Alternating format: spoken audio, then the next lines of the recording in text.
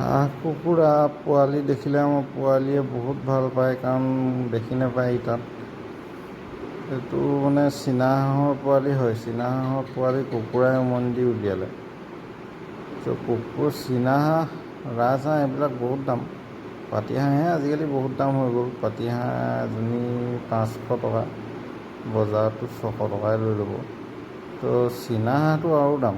গতিকে চীনা হাঁহৰ যদি পোৱালি এনেকৈ কণী কিনি আনি যদি কুকুৰাক উমনি দি যদি উলিয়াব পৰা হয়, চীনা এইবোৰ পোৱালীয়ে পানী দিছে।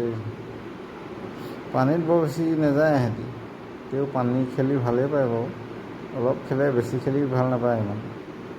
তো খেলি অকণমান পানী খাব, আকৌ খাই পেলানি সিহঁতি আকৌ পাৰত দি দিলে ধুনীয়াকৈ চৰি থাকে। বন খায়, বন চনবোৰ বেছিকৈ খায়। তো এইটো পদ্ধতি লৈ পেলানি কুকুৰাক উমনি দিলে 500-600 টকা দামৰ এনেই হাঁহ এজনী কিনি অনাতকৈ এনেকৈ ঘৰতে উমনি লৈ দেখিবলৈও ভাল লাগে নহয়। এইবোৰ 4টা ফুট থাকে পিঠিত, বৰ ধুনীয়া দেখিবলৈ, বৰ ধুনীয়া। এতিয়া আমাৰ পোৱালিটো বৰ ভাল পাইছে এইবোৰ চাই মেলি। আমাৰ জানটোৱে পানী দিছে খাবলৈ। পোৱালিকেইটা বৰমাকৰ হয় খালি ধুনীয়া একদম ভাল লাগে।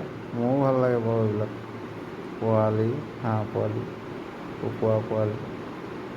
কুকুৰাও একেলগে ওলাইছে, কিন্তু হাঁহকেইটা যেতিয়া পানীত যদি পুখুৰীলৈ গুচি যায়, কুকুৰাকেইটা নামি দিলে টুপুংকৈ তললৈ যাবগৈ, মৰি যাব এইকেইটা। গতিকে ইহঁতক মানে পুখুৰীলৈ পঠিয়াই দিয়া নাই, এই পাৰতে পানী অকণ দি খেলি থাকিবলৈ দিয়া হৈছে।